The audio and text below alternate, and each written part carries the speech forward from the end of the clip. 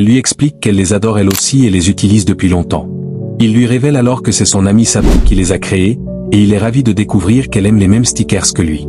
Ils commencent à discuter de nombreux sujets, contrairement à Amy qui n'a échangé que quelques mots au début avant que la conversation ne s'arrête. Nami est enchantée des progrès qu'elle a accomplis et de constater que Kwa est aussi doux et gentil qu'elle l'imaginait.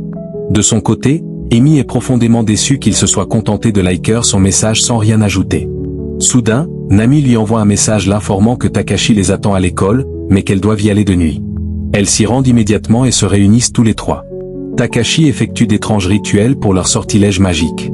Au début, elles trouvent cela ridicule, mais en pensant à Kwa partageant leurs sentiments, elles participent elles aussi en silence, finissant par avoir l'air tout aussi absurde que lui. Chacune exprime son souhait et ce qu'elle aimerait réaliser avec Kwa pour que la magie fonctionne. Le lendemain à l'école, Amy est choquée d'apprendre que Nami est malade et ne pourra pas assister à l'examen. Elle était restée sur le toit alors qu'il faisait très froid et ne pourra pas venir aujourd'hui. Amy, en bonne amie, prend des photos de tout et lui envoie régulièrement des nouvelles. Malheureusement, le téléphone d'Amy est confisqué car les portables sont interdits. Pendant ce temps, Nami reste chez elle, malade, essayant de se remettre de son rhume. Elle imagine qu'Amy et Kwa sont ensemble et heureux, ce qui la contrarie profondément. Elle est encore plus bouleversée en apprenant que le téléphone d'Amy a été confisqué, craignant qu'Amy ne profite de cette occasion pour se rapprocher de Kwa. Mais soudain, Kwa lui envoie un message pour prendre de ses nouvelles, ayant appris qu'elle était malade. Nami est transportée de joie de constater qu'il s'inquiète pour elle et s'intéresse à son bien-être. Cette journée devient la plus belle de sa vie car Kwa lui envoie régulièrement des messages pour s'assurer qu'elle va mieux. Sa santé s'améliore et elle retourne à l'école le lendemain. Elle retrouve Amy pendant la pause et elles discutent ensemble. Lorsqu'elles aperçoivent Kwa avec Anna qui lui donne à manger, elles remarquent à quel point leur relation semble proche. Naturellement, Nami soupçonne que Anna pourrait également être amoureuse de Kwa, ce qui signifierait qu'il y a une troisième rivale en compétition. Elle décide de la surveiller discrètement pour éviter les problèmes. Nami assure Amy qu'elles ne se feront jamais prendre en les observant de loin. Elle suit Anna jusqu'à ce que celle-ci la remarque et lui demande ce qu'elle veut. Nami lui demande franchement si elle est intéressée par quelqu'un de leur classe. Anna répond honnêtement qu'elle s'intéresse effectivement à un garçon mais qu'elle ne lui a pas encore avoué ses sentiments. Nami est sous le choc, mais découvre ensuite que Anna n'est pas amoureuse de Kwa, mais de Sam. Elle décide alors d'aider Anna, surtout lorsqu'elles apprennent que Sam pense à une autre fille et aimerait sortir avec elle, mais qu'elle ne répond pas à ses messages. Amy soupçonne qu'elle pourrait être cette fille car depuis qu'ils ont échangé leurs numéros, Sam lui envoie constamment des messages pour l'inviter à sortir et elle ne lui répond pas.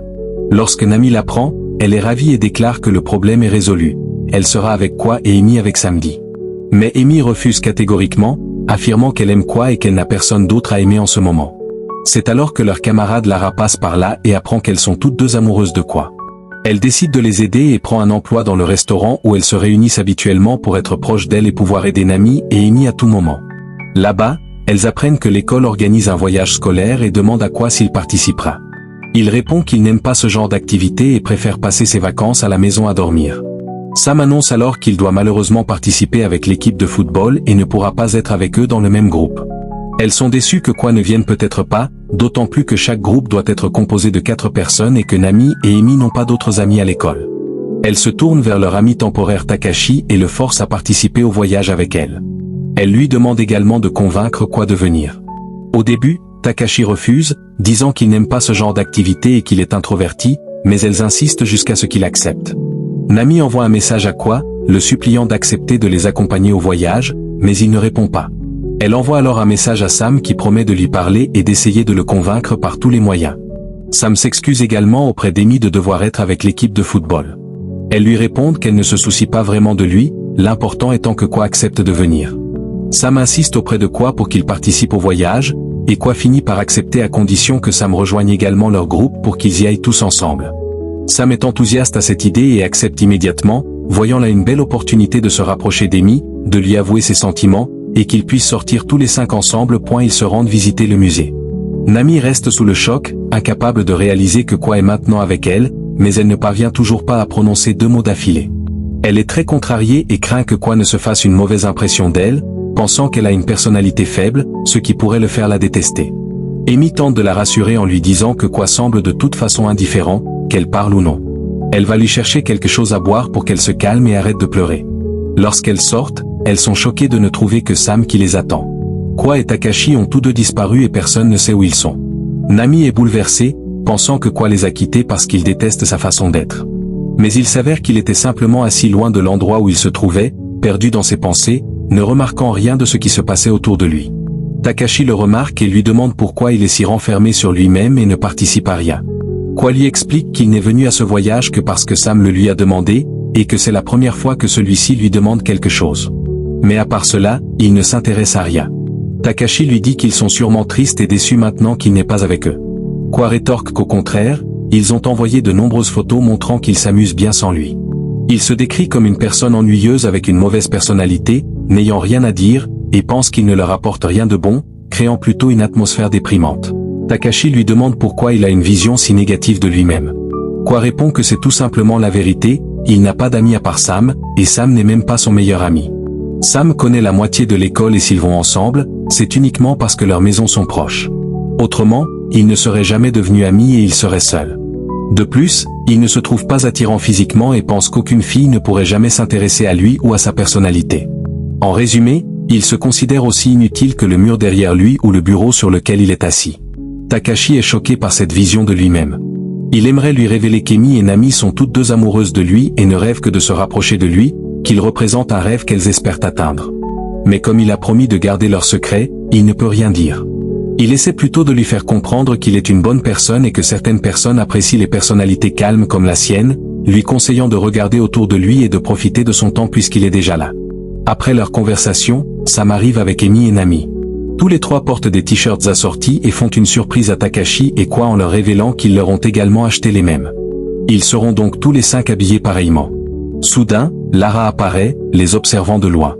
Elle est ravie que Nami ait acheté le t-shirt et l'est elle-même présentée à Quoi pour attirer son attention. Emi, quant à elle, se sent découragée car elle n'a rien pu faire durant ce voyage et a l'impression que Nami va lui prendre Quoi. Elle dit à Nami d'être raisonnable car Sam est intéressé par elle, alors pourquoi ne pas lui laisser Quoi et aller vers Sam? Elle se dispute et Emi lui dit que c'est hors de question. Au milieu de leur conversation, Sam envoie soudainement un message à Emi disant qu'il doit absolument la voir. Lorsqu'elle le rejoint, comme elle s'y attendait, Sam lui avoue ses sentiments. Il lui dit qu'il est amoureux d'elle, qu'il attend le bon moment depuis un certain temps, et qu'il est heureux qu'elle fasse maintenant partie de leur groupe. Il lui demande s'ils peuvent sortir ensemble. Nami s'attend à ce qu'Emi accepte car elle n'a jamais refusé une demande auparavant. Mais Emi s'excuse et lui dit qu'elle apprécie ses sentiments, qu'elle est touchée, mais qu'elle est amoureuse de Quoi et ne voit que lui. Elle lui suggère de rester amis. À ce moment-là, Nami passe et les entend. Elle est profondément déçue d'apprendre qu'Emi a rejeté Sam et qu'elle continuera à rivaliser avec elle pour Quoi. Elle sent qu'il n'y a franchement aucun espoir et qu'il n'y a pas de comparaison possible entre elles. Emi est belle, intelligente, talentueuse, sociable, avec une forte personnalité, contrairement à elle qui se voit comme bizarre et se sent complètement inutile. Le diable commence à jouer dans l'esprit de Nami. Elle commence à être jalouse d'Emi et se souvient de son enfance, quand elle était à l'école primaire et n'avait pas d'amis. Les autres enfants avaient peur d'elle à cause de son comportement étrange, car ses actions étaient encore plus bizarres.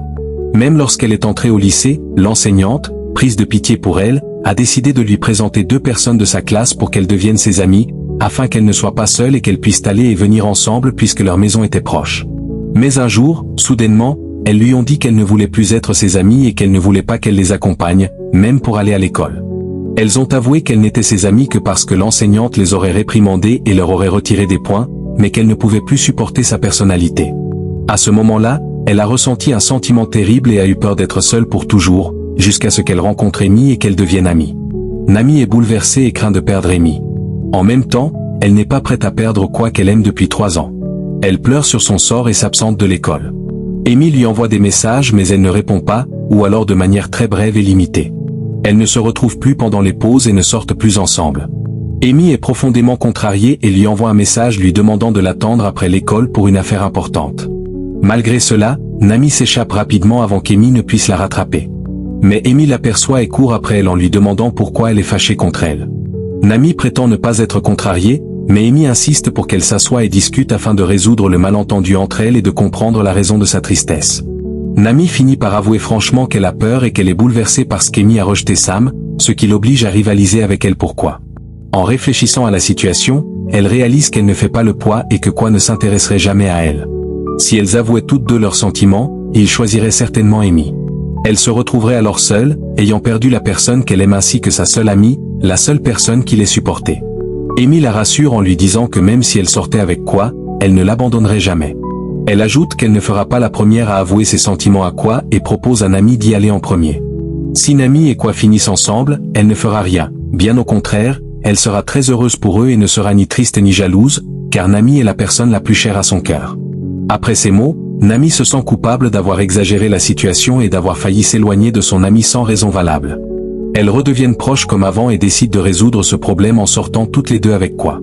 Elle lui propose d'aller voir un film ensemble, mais Kwa refuse d'abord.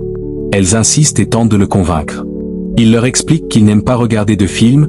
Lorsqu'elle lui propose de faire autre chose que regarder un film,